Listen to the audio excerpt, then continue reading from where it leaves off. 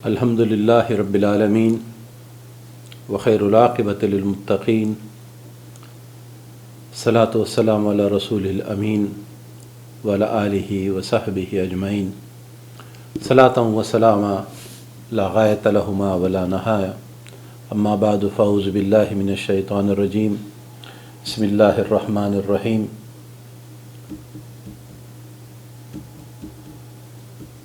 تلک الرسل فضلنا بعضهم علی بعض منهم من کلم اللہ ورفع بعضهم درجات وآتینا عیسی ابن مریم البینات وأیدناہ بروح القدس ولو شاء اللہ ما اقتتل الذین من بعدهم من بعد ما جاءتهم البینات ولكن اختلفوا فمنهم من آمن ومنهم من كفر ولو شاء اللہ ما اقتتلوا ولیکن اللہ یفعل ما یرید۔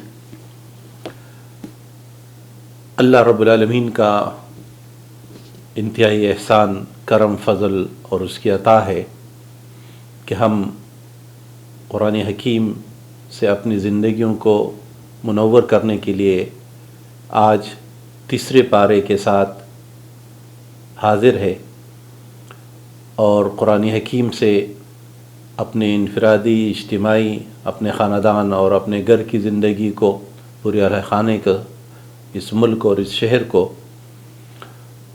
منور کرنے، روشن کرنے اور قرآن حکیم کی تعلیمات کو اختیار کرنے کی ایک جستجو اور کاوش کے ساتھ ہم آج تیسرے پارے کے اہم مضامین کا ذکر کریں گے، اور اس پارے میں سورہ بقرہ کا آخری حصہ شامل ہے جو اس پارے کا پہلا حصہ ہے، اور اس کے بعد سورہ آل عمران کا حصہ، ابتدائی حصہ جو اس پارے کا آخری حصہ ہے۔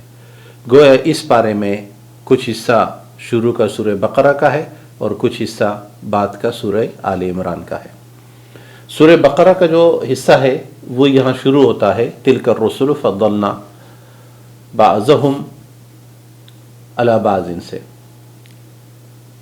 اور یہ آیت ہمیں ایک بہت اہم رہنمائی عطا کرتی ہے، اور وہ رہنمائی ہے معاشرے میں، انسانوں کے درمیان یا پورے اشیاء میں بھی فضیلت کا قرآنی تصور۔ آیت نے تو یہ رہنمائی کی کہ یہ تمام کے تمام رسول، جن میں سے ہم نے بعض کو بعض پہ فضیلت عطا کی، کسی کے ساتھ اللہ نے کلام کیا، اور عیسیٰ علیہ السلام کو اللہ تبارک و تعالیٰ نے معجزے کے طور پر عظیم شان غیر معمولی صورتحال میں بغیر باپ کی پیدائش، یہ مثالیں ذکر کرنے کے بعد کہ کسی کی اس طرح پیدائش، اس طرح آدم علیہ السلام کے بغیر ماں باپ کی پیدائش، یا رسول اکرم صلی اللہ علیہ وسلم کو خاتم النبیین بنانا، یہ انبیاء کی فضیلتیں ہیں، انبیاء کی عظمتیں ہیں۔ انہیں ایک درجہ تو انبیاء کا وہ ہے جس میں کسی نبی کو دوسرے نبی پر کوئی فضیلت حاصل نہیں ہے، جیسے قرآن حکیم نے فرمایا لا نفرق بین احد من الرسل، ہم رسولوں میں فرق نہیں کرتے۔ اسلام کی یہ تعلیمات نہیں ہے کہ کوئی رسول کسی دوسرے رسول سے کمتر ہے، نعوذ باللہ، یہاں تک کہ رسول اکرم صلی اللہ علیہ وسلم نے فرمایا کہ مجھے یونس پہ فضیلت نہ دو، اور آپ صلی اللہ علیہ وسلم کی اس نفحہ مبارکہ کا مقصد یہ تھا کہ انبیاء ایک خاندان ہے، جیسے کہ آپ صلی اللہ علیہ وسلم نے فرمایا، اور خاندان میں کوئی دوسرے سے کمتر نہیں ہوتا۔ یعنی ہمارے ہاں جو فضیلت کا یہ تصور غلط فہمی سے رائج ہو گیا ہے کہ کسی کی کوئی فضیلت کسی دوسرے کی کوئی کمتری ہے، تنقیص ہے، چاہے ہم سورتوں کے فضائل بیان کرتے ہو، چاہے ہم انبیاء کے فضائل بیان کرتے ہو، چاہے ہم صحابہ اور دیگر مقدس شخصیات یا مقامات کی فضیلتیں بیان کرتے ہو، تو انبیاء میں سے ہر نبی کی انفرادی فضیلتیں ہیں، صحابہ رضوان اللہ علیہ مجمعین کی فضیلتیں ہیں، مقامات کی فضیلتیں ہیں، قرآن حکیم کے مختلف صورتوں کے مختلف فضائل موجود ہیں، لیکن ان سب فضیلتوں کا یہ مطلب نہیں ہے کہ یہ کسی دوسرے کی تنقیص ہے یا کسی دوسری کی کمی ہے۔ یعنی رسول اکرم صلی اللہ علیہ وسلم خاتم النبیین ہے، یہ آپ کی فضیلت ہے، لیکن اس کا یہ مطلب نہیں کہ یہ باقی انبیاء میں کوئی لوز پوائنٹ ہے۔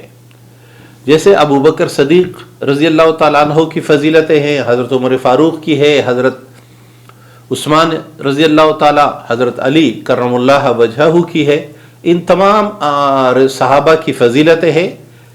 صحابیت کے درجے میں تمام صحابہ برابر ہے۔ اسی طرح قرآن حکیم کی صورتوں کی فضیلتیں ہیں، تو ہر صورت کی اپنی انفرادی فضیلتیں ہے، لیکن یہ کوئی دوسری صورت اس سے کمتر نہیں ہے۔ اس طرح شخصیات میں اس کے بعد بھی، تو یہ جو ہمارے ہاں غلط فہمی پائی جاتی ہے کہ جب ہم کسی کی فضیلت بیان کرتے تو کسی دوسرے کی کوئی کمی بیان کرنا مقصود نہیں ہوتا، اور نہ کسی دوسرے کی کمی واقعہ ہوتی ہے۔ انہیں فضیلت نام ہے مختلف انفرادی خوبیوں اور کمالات کا، اور یہی اس آیت کریمہ کا مقصود ہے، اور یہی قرآن حکیم کا تصور فضیلت ہے۔ دوسرا نقطہ ہم سورہ بقرہ اور پارہ نمبر 3 تلک الرسل میں سورہ بقرہ کے جو حصے ہیں، اس میں ہم 3 عنوانات لیں گے۔ پہلا عنوان ہے، اس حصے میں 2 بڑی مشہور عظیم شان آیات ہائے کریمہ ہے، تو اس پہ بات کریں گے۔ پھر 2 انبیاء کا ذکر ہے، ان کا ذکر کریں گے، اور پھر قرآن حکیم سورہ بقرہ کی اس حصے میں جو تیسرے پارے کا جز ہے، اس میں صدقہ اور سود کے بارے میں تعلیمات ہے، تو ہم گویا اس حصے میں ان 3 نکات کو لیں گے۔ سب سے پہلے جو 2 آیات ہے، ان میں پہلی آیت تو آیت الکرسی کہلاتی ہے، اور یہ آیت الکرسی اس لیے کہلاتی کہ اس میں آگے لفظ کرسی آیا ہے، جیسے کہ اللہ تبارک و تعالیٰ نے فرمایا، اللہ لا الہ الا هو الحی القیوم لا تأخذہ سنۃ ولا نوم لہ ما فی السماوات وما فی الارض من ذا الذی یشفع عندہ الا بإذنہ یعلم ما بین ایدیہم وما خلفہم ولا یحیطون بشیء من علمہ الا بما شاء وسع کرسیہ السماوات والارض ولا یؤودہ حفظہما وہو العلی العظیم۔ تو اس آیت میں جو وسع کرسیہ کا لفظ آیا ہے، اسی لفظ کرسی کو شہرت کی وجہ سے اس سورت آیت کا نام بھی پڑ گیا، وجہ شہرت کی وجہ سے یہ ہے۔ اور اب سوال یہ ہے کہ اس آیت کی وہ کیا خوبیاں ہے، اس کے مضامین کے وہ کیا کمالات ہے، جس کی بنیاد پر رسول اکرم صلی اللہ علیہ وسلم نے مختلف مواقعوں پر اس سورت کو پڑھنے کی ترغیب دی، خصوصاً مشکل حالات میں، تکلیف دہ حالات میں، مشقت اور تکلیفوں میں، یعنی جس مرحلے سے آج ہم دنیا کے سب انسان گزر رہے ہیں، تو اس کے لیے رسول اکرم صلی اللہ علیہ وسلم کے فرمان کے مطابق آیت الکرسی کا خصوصاً نمازوں کے بعد اس کا ورد، اسے پڑھنا، اسے سمجھنا اور اس پر عمل پیرا ہونا۔ جتنے آیات کی فضیلتیں آتی ہے، تو یہ ان آیات میں مضمون، ان مضامین کی طرف اشارہ مقصود ہوتا ہے کہ اس میں کوئی اہم بات ہے۔ اب آیت الکرسی میں اہم بات کیا ہے؟ آیت الکرسی میں سب سے پہلی بات تو یہ ہے کہ اس میں اللہ تبارک و تعالیٰ کا ذکر 17 مرتبہ آیا ہے، یعنی توحید کا ذکر اس آیت میں اتنا تسلسل کے ساتھ مسلسل آیا ہے، جس نے اس آیت کو یہ کمال کا مقام بخشا ہے۔ لہذا ہمیں بھی چاہیے کہ ہم آیت الکرسی کو ہر نماز کے بعد پڑھیں، اور رسول اللہ صلی اللہ علیہ وسلم نے مشکل حالات میں جو دوسرا حصہ قرآنی پڑھنے کے تاکید فرمائی، وہ معوذتین ہے، یعنی آخری 2 سورتیں مستقل پڑھنا، نمازوں کے بعد پڑھنا، ورد زبان بنانا، اس لیے کہ معوذتین 2 وہ پناہگاہوں کا ذکر ہے، 2 سورتیں ہیں۔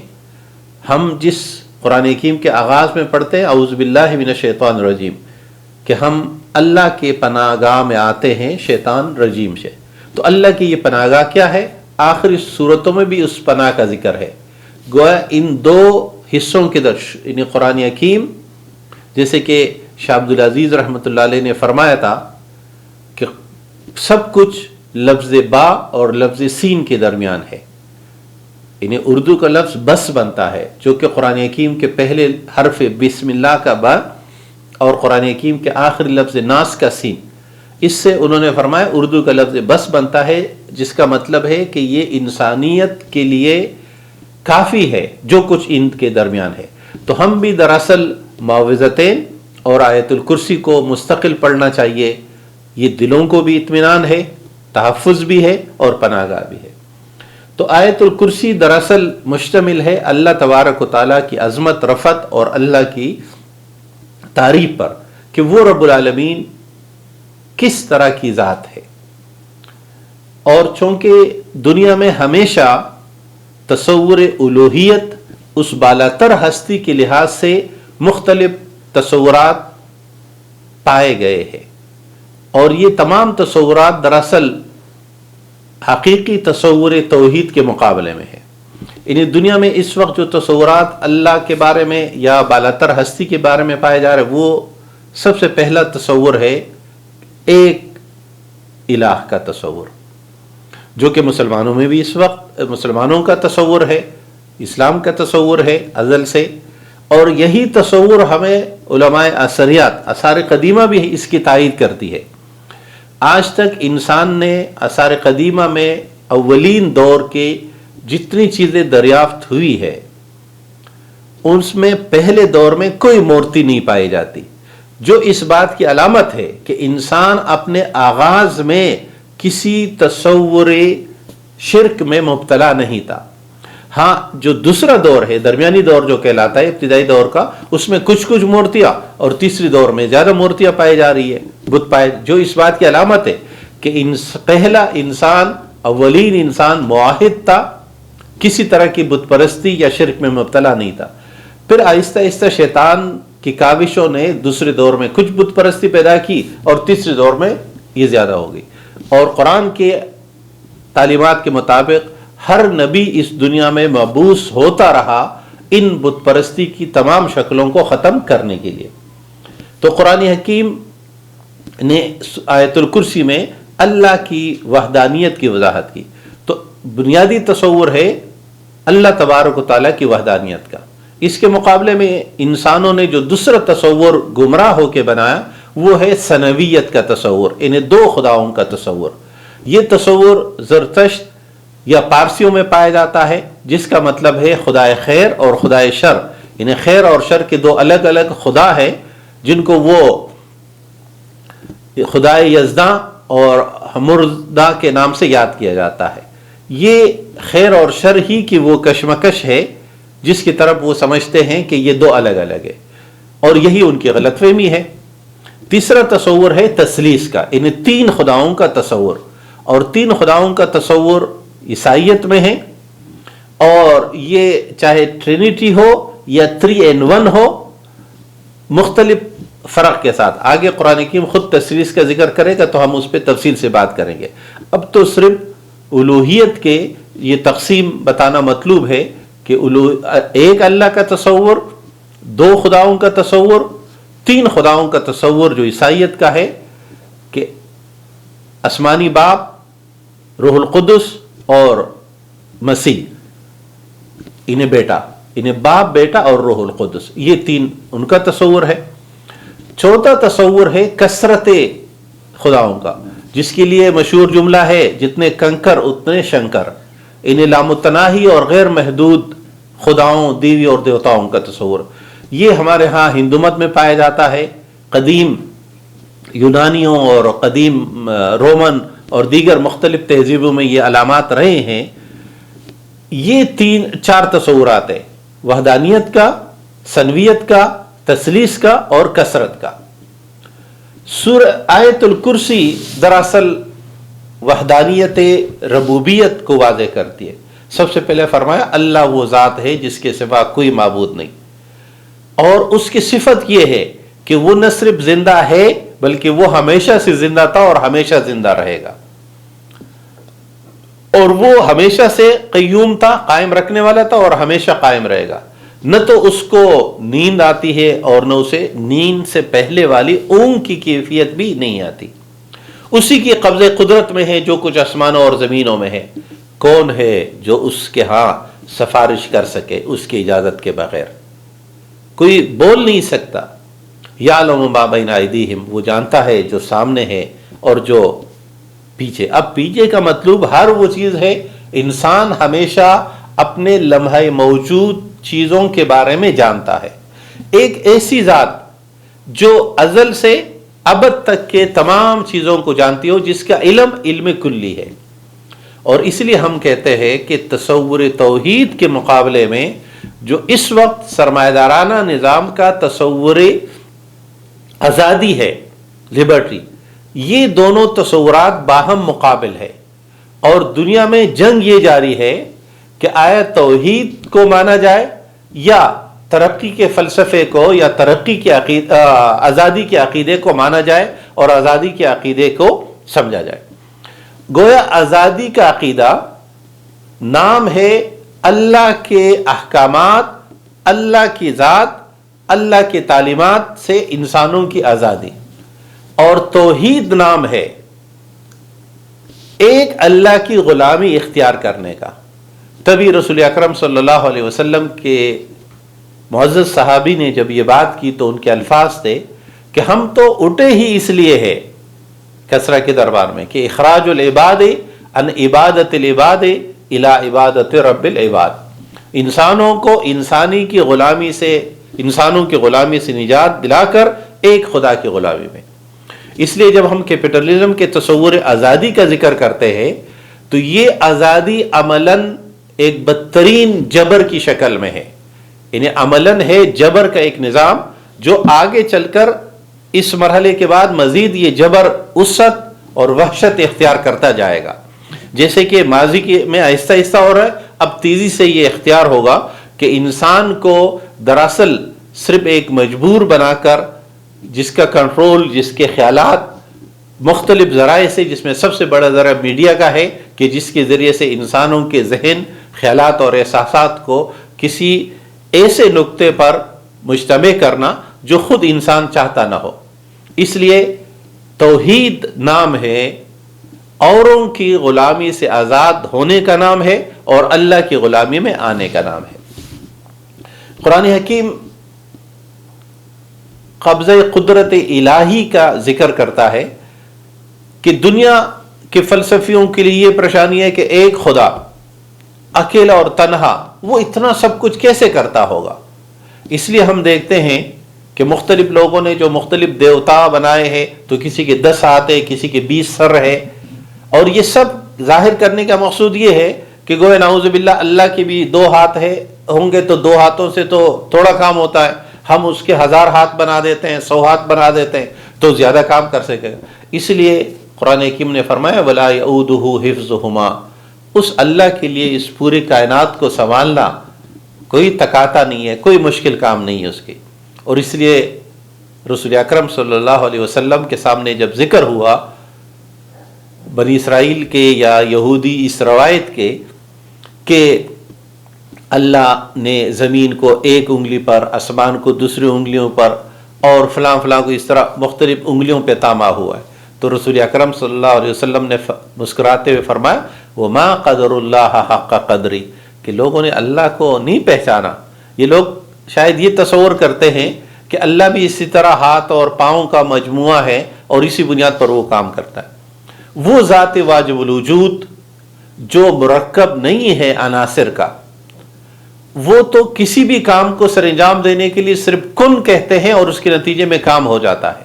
اور یہی اس کی قدرت، یہی اس کی ربوبیت اور یہی اس کے قادر مطلق ہونے کی علامت اور پہچان ہے، جو وہ پوری کائنات میں وقوع پذیر خلق، جس طرح تخلیق کا عمل جاری ہے، وہ یہ بات ثابت کرتا ہے کہ خالق یہ سب کچھ کیسے کر رہا ہے. لیکن سورہ آیت الکرسی کے بعد یہی آیت دوسری، اس کے فوراً بعد والی آیت ایک اور رہنمائی دیتی ہے کہ لا اکراہ فی الدین. یہ جو توحید ہے پورا دین ہے، اس میں کوئی زبردستی نہیں ہے. اور اس سے ہمارے ہاں ایک تو غلط فہمی بہت بڑی پیدا ہو گئی، اور لوگ یہ سمجھتے ہیں کہ کسی کو بھی دین کی کسی بات کو دوسرے کو بتانا یا اس کی طرف جو ہے رہنمائی کرنا، اس کی کیا ضرورت ہے. اور بات یہاں تک اعتراض ہونے لگا کہ یہ جو اسلام کا سزاؤں کا نظام ہے، مینجمنٹ کا نظام ہے، انتظامی معاملات ہیں، اس میں جو تعدیبات ہے یہ درست نہیں ہے، اور اس کے لیے دلیل یہ بنائی جانے لگی کہ لا اکراہ فی الدین۔ تو اس بات کو سمجھنا چاہیے، اسلام کسی شخص کو جبرن دین یا مذہب کی تبدیلی کا قائل نہیں ہے، یعنی کوئی شخص، ہم برصغیر پر مسلمان صدیوں حکمران رہے، لیکن برصغیر میں آج بھی میجارٹی اکثریت ہندوؤں کی ہے، اور پورے ہندوستان برصغیر کو تو چھوڑیے، ہمارے سندھ میں عمرکوٹ کا ضلع قیام پاکستان کے وقت بھی ہندو اکثریت کا تھا، آج بھی ہندو اکثریت کا ہے۔ یہ اس بات کی علامت ہے کہ اگر کوئی زبردستی کسی کو مسلمان کرتا بھی ہے تو وہ مسلمان نہیں ہوگا، یعنی زبردستی جبر کر کے کسی شخص کو مسلمان نہیں بنایا جاتا۔ لیکن اگر ایک شخص اپنے آزاد مرضی سے اسلام قبول کرتا ہے تو پھر اسلام کے تمام احکامات و تعلیمات اس پہ لاگو آئیں گے۔ وہ یہ نہیں کہہ سکتا کہ میری مرضی ہے کہ میں اس کے بعد نشے کروں، شراب پیوں، یہ کروں، یا وہ تمام بدکاریاں کرتا رہوں، اس لیے کہ اسلام تو کہتا ہے لا اکراہ فی الدین۔ تو یہ دو الگ الگ باتیں ہیں۔ یا اس بات کو ہم ایک اور طرح سمجھ سکتے ہیں کہ اللہ تبارک و تعالیٰ کی یہ پوری کائنات میں جتنے مخلوقات ہیں یہ ایک جبری فطری میں پابند ہے۔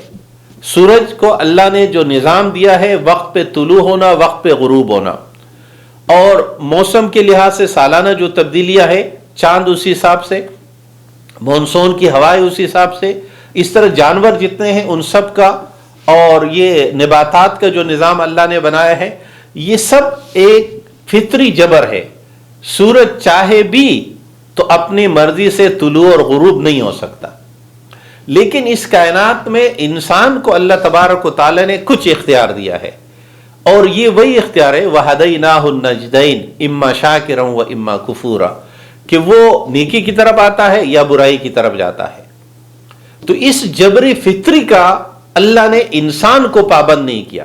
ہاں، انسان کا جو جسمانی نظام اور سسٹم ہے، مثلا ہماری آنکھ ہماری مرضی سے دیکھتی نہیں ہے، بلکہ آنکھ کی جو ذمہ داری اللہ نے لگائی وہ اس بنیاد پر، اس لیے ہمارے جسم کے اندر بھی کچھ چیزیں ہماری مرضی سے ہم کرتے ہیں، یعنی ہم ارادہ کرتے ہیں، ہاتھ اٹھاتے ہیں، پانی لیتے ہیں، ہم چلتے ہیں تو ارادہ کرتے ہیں اور پاؤں اٹھا کر چلتے ہیں، لیکن ہم جب سانس لیتے ہیں تو نہ تو ہم نے ارادہ کیا ہوا ہوتا ہے، اور نہ ہم سوچ کر منصوبہ بناتے ہیں کہ اس منٹ میں اتنی مرتبہ سانس لوں گا اور اس منٹ میں اتنی مرتبہ لوں گا۔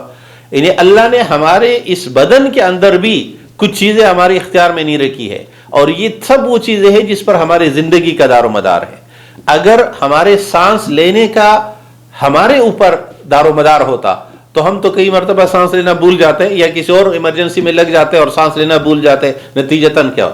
تو اللہ تبارک و تعالیٰ نے ہمارے بدن کو بھی ایک فطری جبر میں رکھا ہے، لیکن ارادے اور عمل کی جو آزادی دی ہے اس بنیاد پر باز پرس بھی ہوگی، اور اسی کے لیے اللہ کتابیں نازل کرتا ہے، اسی کی رہنمائی کے لیے اللہ انبیاء بھیجتا ہے، اور اسی کے لیے قرآن حکیم نے شروع ہی میں فرمایا کہ میری طرف سے یاتی منی ہدن، میں تمہیں زمین پہ بھیج رہا ہوں، لیکن زمین پر تم شتر پہ مہار کی طرح نہیں رہو گے، میں تمہیں دتکار نہیں رہا ہوں۔ یہی فرق ہے آدم کی زمین پہ آنے کا اور شیطان کا، بلکہ میں تمہارے رہنمائی کے لیے یاتی منی ہدن فمن تبع ہدایا فلا خوف علیہم ولا یحزنون، جو میری ہدایت پر میں ہدایات بھیجتا رہوں گا، انبیاء آتے رہیں گے، کتابیں آتی رہے گی، اور ان انبیاء کی تعلیمات کو لے کر ان کے امتوں کے لوگ تم تک دین کی تعلیمات پہنچاتے رہیں گے، جس کے نتیجے میں تم پریشانی کا شکار نہیں ہوں گے۔ تو یہ اکراہ سے مراد یہ نہیں ہے کہ اللہ تبارک و تعالیٰ نے بس ہمیں ایسے ہی چھوڑ دیا کہ جو جس کے دل میں آئے اور جو وہ سوچے بس وہی کرتا رہے۔ تیسری بات اس کے فوراً بعد والی آیت میں، یعنی آیت نمبر 257 میں فرمایا اللہ ولی الذین آمنوا یخرجہم من الظلمات الی النور والذین کفروا اولیاءہم الطاغوت یخرجونہم من النور الی الظلمات۔ اللہ تبارک و تعالی وہ ذات ہے جو ایمان والوں کا دوست ہے، ساتھی ہے۔ اس آیت میں جو بات واضح کرنا مقصود ہے وہ یہ ہے کہ عموماً ہم سمجھتے ہیں کہ اللہ کے ولی کچھ خاص لوگ ہوں گے، ہم تو نہیں ہیں، یہ آیت کریمہ یہ رہنمائی کرتی ہے کہ ہر مومن اللہ کا ولی ہے، کیونکہ اللہ ولی ہے ہر مومن کا۔ اور دوستی کا تعلق ہمیشہ دو طرفہ ہوتا ہے۔ ہاں یہ ضرور ہوتا ہے کہ ہم دوستی میں ڈنڈی مار جاتے ہیں، تو اللہ تو دوستی میں ڈنڈی نہیں مارتا، تو اللہ ہم سب کا دوست اس طرح ہے کہ وہ اپنے سب نعمتیں فراوانی کے ساتھ ہم سب کو عطا کرتا ہے۔ ہم دوستی میں ایک قدم یا کبھی دو قدم پیچھے ہو جاتے ہیں، تو مطلوب یہ ہے کہ ہم اللہ کے ساتھ اپنے تعلق، نسبت اور دوستی کو مضبوط کریں، یعنی گویا ہر مومن اللہ کا ولی ہے۔ لیکن اس ولایت کے پھر درجے ہیں، کوئی اچھا دوست بنتا ہے، کوئی تھوڑا سا کمزور دوست ہو جاتا ہے۔ لیکن اللہ تبارک و تعالیٰ اس دوستی کا اظہار فرماتا ہے کہ اس دوستی کا نتیجہ کیا ہے۔ یعنی ہمارے ہاں تعلقات تین طرح کے ہوتے ہیں، یعنی تین رشتے ہیں، ایک کو ہم دوستی کہتے ہیں، ایک کو دشمنی کہتے ہیں، اور ایک ہے تعلقات۔ ہم جس دکاندار سے دودھ لیتے ہیں، کسی سے سبزی لیتے ہیں، تو نہ تو ہمارا اس کے ساتھ رشتہ ہے، نہ ہمارا اس کے ساتھ دوستی، یہ عام تعلقات ہے۔ ہم گاڑی میں بیٹھتے ہیں، آتے جاتے ہیں، یہ روزمرہ کے تعلقات ہیں۔ یہ دوستی بھی نہیں ہے، یہ دشمنی بھی نہیں ہے، اور یہ رشتہ داری بھی نہیں ہے۔ کچھ لوگ ہمارے رشتہ دار ہوتے ہیں، یہ ایک اور تعلق ہے۔ کچھ سے ہمارا رشتہ خون کا براہ راست ہوتا ہے، کوئی دور کے رشتہ دار ہوتے ہیں، کچھ ہمارے زبردستی کے بنائے ہوئے رشتہ دار ہوتے ہیں۔ لیکن ایک تیسرا جو ہے وہ ہے دوستی۔ دوستی ضد ہے دشمنی کے۔ دشمنی نام اس کا ہے کہ ہم کسی کے نقصان پہنچانے کے لیے کمر بستہ ہو اور کوشش کریں۔ اسی کے بالعکس دوستی نام ہے جب ہم کسی کو فائدہ پہنچانے، اس کی اچائی کے لیے ہم وقت سوچتے رہے اور اس کے لیے کام کرتے رہے۔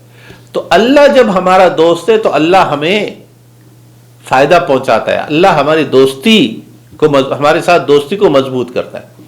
اب اس کا اظہار کیا ہے؟ تو آیت نے فرمایا یخرجہم من الظلمات الی النور۔ اللہ کے مومنوں کا ولی اور دوست ہونے کا نتیجہ یہ ہے کہ اللہ مومنوں کو تاریکیوں سے، ظلمات سے، گمراہیوں سے، برائیوں سے نکالتا ہے۔ اور اس کے لیے لفظ جمع ظلمات ہمیشہ قرآن جمع استعمال کرتا ہے کہ یہ ظلمات، یہ تاریکیاں، یہ اللہ کی نافرمانیاں، یہ شیطان کے راستے، یہ بہت سارے ہیں، لیکن نور، ہدایت، رہنمائی اور حق یہ ایک ہی ہوتا ہے۔ اس لیے فرمایا من الظلمات الی النور، بہت سارے تاریکیوں سے ایک نور کی طرف لانا، یہ اللہ تبارک و تعالیٰ اپنی دوستی کے ناطے مومنوں کے ساتھ ایسا کرتا ہے۔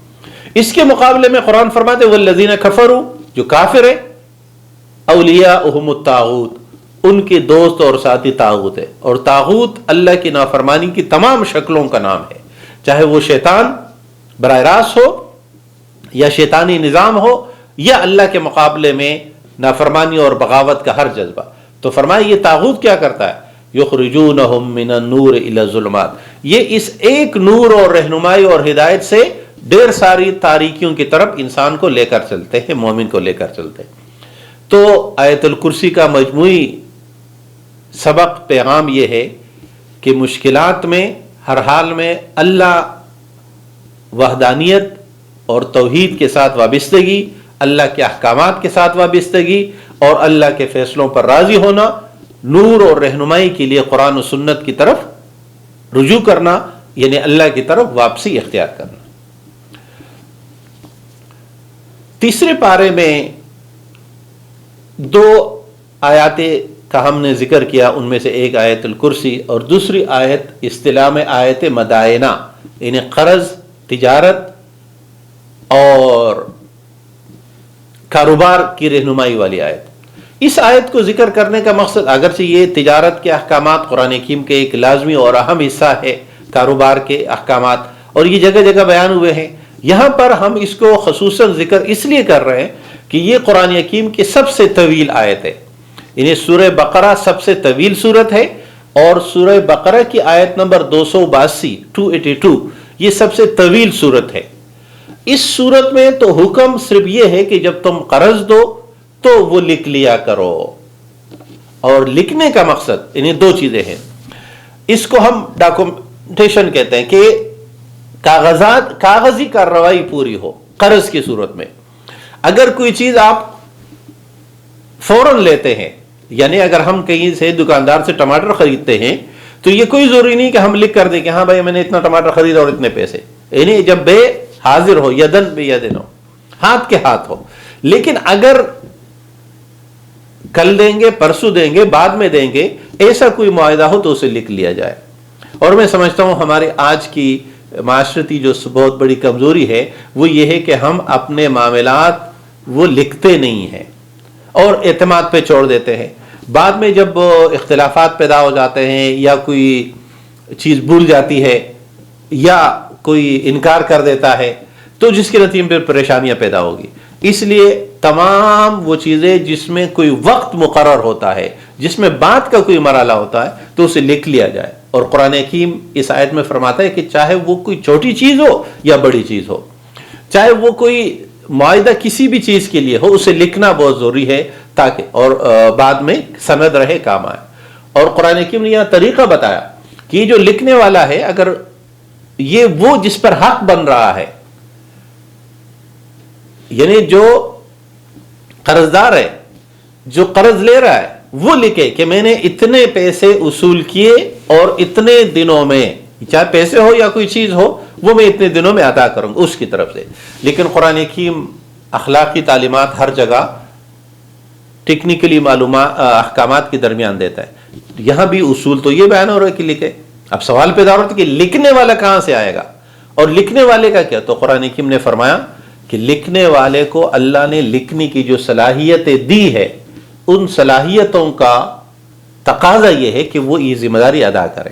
قرآن حکیم فرماتا ہے وَلَا يَابَ كَاتِبٌ أَن يَكْتُبَ كَمَا عَلَّمَهُ اللَّهُ، یعنی قرآن علم کو اللہ کی عطا قرار دیتا ہے.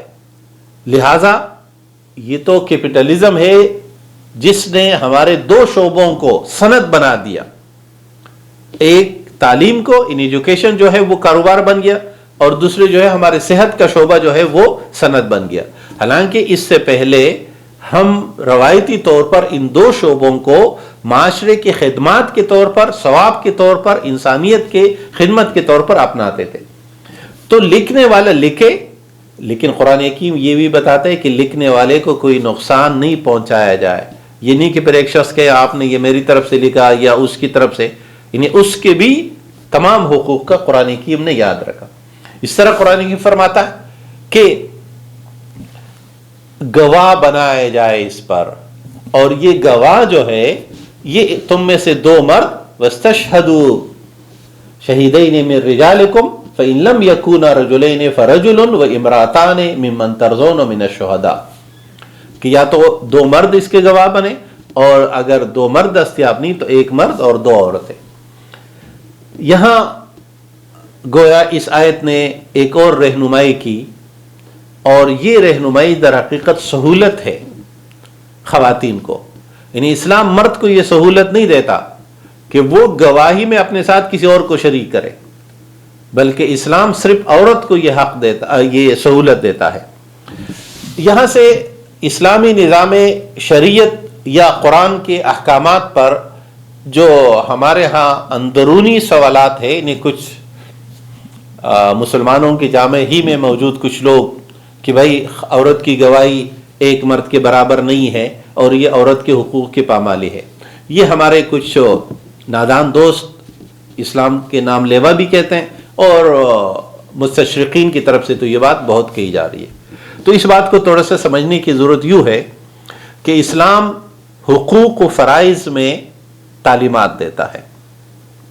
فرد کے حقوق کیا ہے اور اس کی ذمہ داریاں کیا ہیں، معاشرے کے حقوق کیا ہے، اس کی ذمہ داریاں کیا ہے، پھر افراد میں مرد اور عورت کے حقوق کو کیا کیا ہے اور ذمہ داریاں کیا ہے. انہی میں سے ایک معاملہ گواہی کا ہے. اسلام گواہی کو ذمہ داری ٹھہراتا ہے، باعث اجر اور ثواب ٹھہراتا ہے. گواہی چھپانے کو گناہ کبیرہ شمار کرتا ہے. یعنی گویا اسلام میں گواہی عبادت ہے، یہ حق نہیں ہے. اور جس طرح اسلام اپنے نظام عبادات میں خواتین کو مختلف موقعوں پر سہولتیں دیتا ہے، اور مریضوں کو، بوڑھوں کو، چاہے وہ مرد ہو تو تب بھی اسلام سہولت دیتا ہے. اس لیے کہ یہ عبادات، انہیں عبادات میں اسلام کا نظام مشقت کے وقت سہولت دینے کا ہے، تکلیف کے وقت سہولت دینے کا ہے. تو یہی بھی چونکہ گواہی اسلام میں ذمہ داری ہے اور ذمہ داری کا اجر ہے، یعنی یہ ثواب کا کام ہے، اس لیے قرآن حکیم فرماتا ہے کہ کوئی شخص گواہی چھپائے گا نہیں. اور یہ بھی حکم دیتا ہے کہ گواہ کو نقصان نہیں پہنچایا جائے گا. جس طرح کا ہمارا یہ نظام ہے کہ اس میں کوئی گواہ بننے کے لیے تیار نہیں ہے. اور کیوں تیار نہیں ہے؟ تانے میں اس کو 100 مرتبہ بلا کر، عدالتوں میں اسے 10 مرتبہ پیش کر کے بیچارہ توبہ طائب ہو جاتا ہے کہ دوبارہ کسی کے لیے گواہ نہیں بنوں گا. اس کے نتیجے میں ہمیں ریڈی میڈ گواہ ہر عدالت کے سامنے 20 بیٹھے ہوئے ملتے ہیں. جب آپ گواہ کو تحفظ نہیں دیں گے، جب گواہ کے مالی حقوق جس دن وہ کام چھوڑ کر آتا ہے اس دن کے اس کے جتنے آمدنی ہونی ہے وہ اسے دے دی جائے، یا ایک معقول آمدنی دی جائے، اور اس کو تحفظ اور عزت فراہم کیا جائے. ہمارے عدالتوں میں گواہوں کو جس طرح مجرمانہ طور پہ ڈیل کیا جاتا ہے، اس کے نتیجے میں لوگ گواہی دینے نہیں آتے. تو 2 باتیں واضح کرنی مقصود تھی. ایک تو یہ کہ گواہی عبادت ہے، ذمہ داری ہے، اس لیے اسلام صرف عورت کو یہ حق دیتا ہے کہ اگر وہ 2 ہو، اس لیے کہ ہم جانتے ہیں اسلام عفت و عصمت کا، حیا کا جو نظام رکھتا ہے. ایک خاتون آج کی عدالت میں ہم جانتے ہیں عدالتوں کا ماحول بڑا عجیب ہوتا ہے. یہاں تو آرمی چیف اپنے آپ کو کمانڈو کہلانے والا بھی جانے کے لیے تیار نہیں ہوتا، کانپتا ہے، لرزتا ہے، کمر میں تکلیف ہو جاتی ہے. تو جب ایک خاتون اکیلی، اور ہمارے گواہی کا جو گواہ کے کڑے ہونے کی جو جگہ ہے وہ وہی ہے جہاں مجرم کھڑا ہوتا ہے، جس کے نتیجے میں وکیل جرا اور جوابی جرا، اس بیچاری مرد جو ہے وہ مشکل کا شکار ہو جاتا ہے. اس لیے اسلام عورت کو یہ حق دیتا ہے کہ اس کے ساتھ کوئی دوسری عورت اس کے پارٹنر کے طور پر وہاں موجود ہوگی، ایک سہارا ہوگی، اور یہ اس کی رشتہ دار بھی ہو سکتی ہے، کوئی بھی اس کے ساتھ ہوگی. گویا یہ حقوق نسواں کے تحفظ کی آیت ہے، گواہی میں دوسری ساتھ ہونا. اس کا یہ مطلب نہیں کہ ایک کی گواہی کم کر دی گی. دیکھیں، ایک مرد اور 2 عورتیں، پہلے 2 مرد تھے، تو اب چونکہ عورت گواہی تو وہی ہے 2 مردوں والی، لیکن ایک مرد کی جگہ ایک عورت کے بجائے 2 عورتوں کو ساتھ جانے، گواہی دینے، ایک دوسرے کا سہارا بننے کی اجازت قرآن حکیم نے دی. اور پھر قرآن حکیم نے آخری حکم دیا کہ کاتب اور گواہ کو کوئی ضرر نہ پہنچایا جائے، ہر وہ چیز جو ان کے لیے نقصان دہ ہوگی اس سے باز آیا جائے. یہ دوسری آیت تھی جو تیسرے پارہ تلک الرسول میں اہم تھی. اب ہم اس پارے کے دوسرے حصے میں آتے ہیں، شروع والے یعنی سورہ بقرہ والے میں، کہ 2 انبیاء کا ذکر قرآن حکیم فرماتا ہے.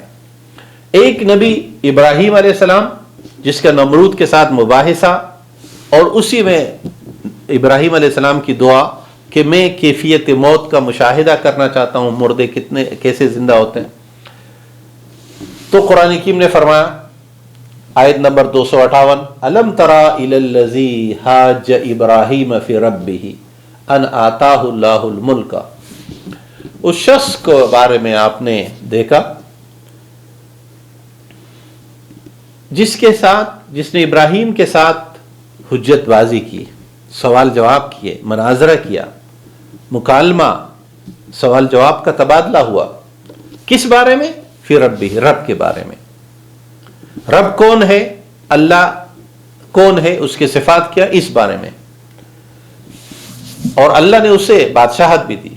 اب وہ مکالمہ قرآن حکیم ذکر کرتا ہے، اذ قال ابراہیم رب الذی یحیی و یمیت.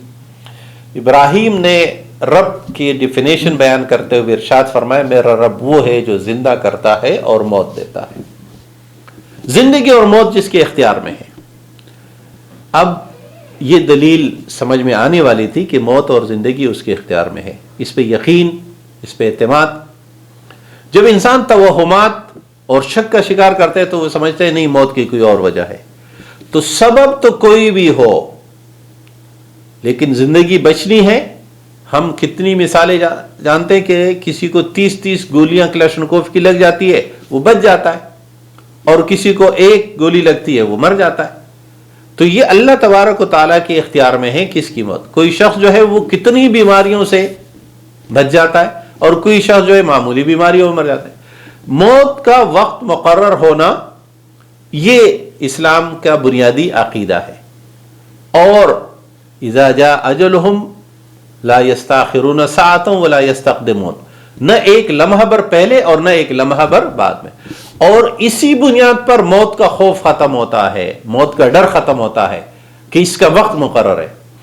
جب ہمارا ایمان متزلزل اور کمزور ہو جاتا ہے اور یہ سمجھتے ہیں کہ نہیں موت پہلے بھی ہو سکتی ہے، یا ہم کچھ کوششیں کر کے موت کو لیٹ کروا سکتے ہیں، تو اس کے نتیجے میں ہم پھر دوسری طرف چلے جاتے.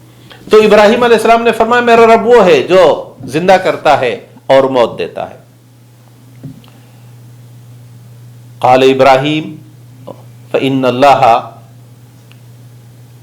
تو فرعون ابراہیم کے مقابلے میں نمرود کیا اٹھا؟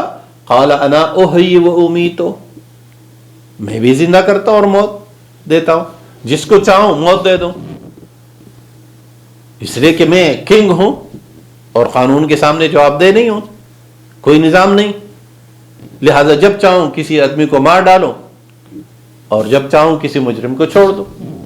ابراہیم علیہ السلام سمجھ گئے کہ یہ ذہن منطقی نہیں ہے، یہ منطقی بنیادوں پر نہیں سمجھے گا کہ موت وہ اور یہ زندگی اور موت میں کیا فرق ہے. تو اس لیے ابراہیم علیہ السلام نے ایک غیر معمولی سوال کیا اور فرمایا فإن اللہ یأتی بالشمس من المشرق فأت بها من المغرب، میرا رب میرا اللہ وہ ہے جو سورج کو مشرق سے طلوع کرتا ہے، تم اسے ذرا مغرب سے لے آؤ. فبہت الذی کفر، تو کفر یہاں حیران پریشان اور لاجواب ہوا. ابراہیم علیہ السلام کے اس دلیل کی بنیاد یہ ہے کہ ہمارا تصور الوہیت، ہمارا رب اس پورے کائنات کا مالک ہے، اس کے اختیار میں ہے. اور چونکہ نمرود اپنے آپ کو سورج دیوتا کا نمائندہ ٹھہراتا تھا، تو ابراہیم علیہ السلام نے سوال ہی وہ کیا کہ تم اپنے آپ کو جس سورج دیوتا کا نمائندہ کہتے ہو اسے کہو کہ دوسری طرف سے آ جائے. تو یہ کائنات کی تنظیم اور کائنات کا یہ مینجمنٹ، یہ اس بات کی علامت ہے، انہیں فعل کا وجود، فاعل کے وجود کی علامت ہے. خلق کا وجود، یہ مخلوق کا وجود، یہ خالق کے وجود کی علامت ہے. کوئی تو ہے جس نے یہ سب بنایا، ورنہ یہ ممکن نہیں ہے کہ یہ کائنات از خود وجود آ جائے. اور یہی فلسفے کا مشہور مسئلہ ہے. ابراہیم علیہ السلام اس کے بعد اللہ تبارک و تعالیٰ سے دعا کرتے کہ رب ارنی کیف تحیی الموتى، اے اللہ میں دیکھنا چاہتا ہوں مردے کیسے زندہ ہوتے ہیں. قال اولم تؤمن، اللہ نے فرمایا کیا یہ سوال اس بنیاد پر ہے؟ حالانکہ اللہ کو پتہ تھا، وضاحت اور مجھے اور آپ کو سمجھانے کے لیے فرمایا کہ کیا تیرا ایمان نہیں ہے اس پہ؟ تو ابراہیم علیہ السلام نے فرمایا بلا ولکن لیطمئن قلبی. اس کا مطلب رہنمائی یہ بھی ہوئی کہ ہم جب کسی چیز کو سمجھنے کے لیے مراحل طے کرتے ہیں تو یہ گویا حق تک پہنچنے کا ذریعہ ہے. اللہ تبارک و تعالیٰ نے فرمایا فخذ اربعۃ من طیر، 4 مختلف طرح کے پرندے لے لو، اسے اپنے پاس مانوس کرو اور پھر اس سے ٹکڑے ٹکڑے کر کے مختلف پہاڑوں پر، ثم اجعل علی کل جبل منہن، پھر یہ ٹکڑے ٹکڑے مختلف پہاڑوں پر رکھ دو، پھر انہیں بلاؤ، یاتینک سعیا، یہ دوڑتے ہوئے تیری طرف آئیں گے زندہ ہو کر. یعنی یہ غیر معمولی صورت، ایک تو مختلف جانور، پھر ان کے اپنے ساتھ مانوس کر کے، ان کے ٹکڑے کر کے، پیسز کر کے مختلف. مطلوب بتانا یہ مقصود تھا کہ اللہ جب چاہے کسی کی زندگی کو اس طرح زندہ بھی کرتا ہے اور زندگیاں رکھتا بھی ہے. لیکن اس آیت کریمہ دونوں نے جو مجموعی تعلیم دی وہ یہ ہے کہ قرآن و سنت کا لمبردار، دین کا لمبردار، انہیں دائی دین، دعوت دین کا کام کرنے والا علم و دلائل کے ہتھیاروں سے لیس ہوگا. اور اس درجے پر دین کے حجت و براہین پیش کرے گا جو وقت کا اعلیٰ ترین اسلوب، اعلیٰ ترین درجہ اور بڑے لوگ ہوں گے. جیسے ابراہیم کا نمرود تک پہنچنا، اسے اپنے پیغام پہنچانا، یہ دعوتی اسلوب اور رہنمائی ہے کہ دائی جو ہے وہ کوئی بھی حد چھوڑے گا نہیں، ہر کسی تک دین کی دعوت پہنچانا یہ دائی کی ذمہ داری ہے. اور ظاہر اس کے لیے ہر آدمی یہ کام نہیں کر سکتا، بلکہ اس کے لیے صلاحیتوں میں اضافے کی ضرورت ہے. تو گویا ہر دائی کو تعلیم یہ ہے کہ وہ اپنی صلاحیتوں میں اضافہ کرے، اور صلاحیتوں میں اضافے کا پہلا حصہ ہے قرآن و سنت کی تعلیم حاصل کرنا، تاکہ ہمیں قرآن و سنت کی تعلیم کے ہتھیار سے لیس ہو کر ہم دین کا کام کر سکیں. ہماری بدقسمتی معاشرے کی یہ ہے کہ جو لوگ دین کا کام کر رہے ہیں وہ دین علم سے آگاہ نہیں، اور جن کے پاس دین کا علم ہے وہ دعوت کا کام نہیں کر رہے ہیں. جس دن یہ دونوں جڑ جائیں گے اور ہر دائی دین علمی دین سے بھی آراستہ ہوگا تو دعوت کا کام، دین کا کام حقیقی معنوں میں وقوع پذیر ہو سکے گا.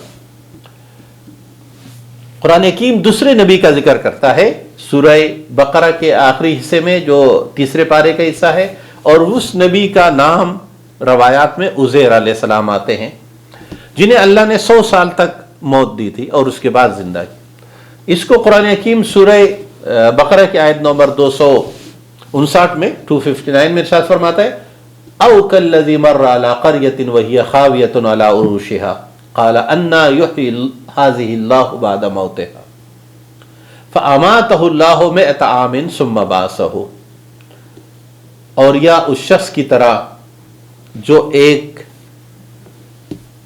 گری ہوئی پرانی آثار قدیمہ ٹائپ کی بستی پہ گزرا، جس پہ چھتیں اور دیواریں گر پڑی تھی، ایک عرصہ گزر گیا تھا، تو اس نے کہا یہ کیسے دوبارہ آباد ہوگا.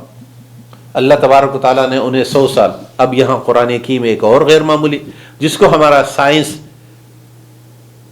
دستیاب میڈیکل نہیں مانتا کہ 100 سال جو ہے مرنے کے بعد کیسے زندہ ہوگا. اور اسی بنیاد پر سر سید احمد خان یا مغرب سے، مغربی علوم سے مرعوب و مغلوب ذہنیت رکھنے والے برصغیر اور عربوں اور دیگر مسلم ممالک میں جہاں جہاں لوگ تھے ذہنی مرعوبیت اور مغلوبیت رکھنے والے، انہوں نے قرآن حکیم میں ذکر تمام معجزات کا انکار اس بنیاد پر کیا کہ بھئی عقل یہ نہیں مانتی کہ ایسا کیسے ہو سکتا ہے. تو بنیادی بات یہ کہ معجزہ کا لفظ ہی عاجز کرنے کے معنوں میں آتا ہے، یعنی جس سے باقی لوگ عاجز ہو جائے ویسے ہونے یا کرنے سے. اور اللہ احکم الحاکمین، سپریم اتھارٹی ہونے کے لحاظ سے اللہ یہ کر پاتے ہیں، اس لیے کوئی اور شخص یہ نہیں کر سکتا. یہی تصور ہے تمام معجزات کے بارے میں کہ معجزات انبیاء کے ہاتھوں وقوع پذیر ہوتے ہیں، لیکن ان کا اختیاری کلی اللہ رب العالمین کے ہاتھ میں ہوتا ہے. یعنی ہم نیچر کی تبدیلی کی بات کا فلسفہ یا نہیں ہے، بلکہ صاحب نیچر کی بات ہے. یعنی آگ ٹھنڈی نہیں ہو سکتی، لیکن آگ کو گرمائش دینے والا رب چاہے تو وہ آگ کو ٹھنڈا بھی کر سکتا ہے.